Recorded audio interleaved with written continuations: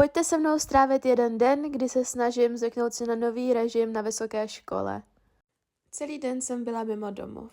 Dneska jsem stávala zhruba o 5:30 a v 7 jsem vyrazila do školy. Některé dny jezdím autem, jiné dny jedu vlakem. V autě si většinou ještě sním snídani, mojí kaši, protože bych ji nestihla sníst ve škole. Dneska mě teda čekala přednáška z logistiky, po které následovala rovnou cvičení z logistiky, tahle proteinová tyčinka na sváču a potom jsem měla dlouhou pauzu, tak jsem vyrazila na procházku.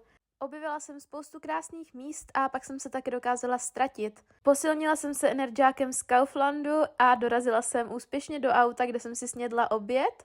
Tady vidíte, jak jsem šikovná a hned po tělocviku jsem jela domů. Cesta domů mi trvá místo 20 minut asi 3/4 hodiny, protože jsou hrozné kolony a doma jsem z Lidla Love Island.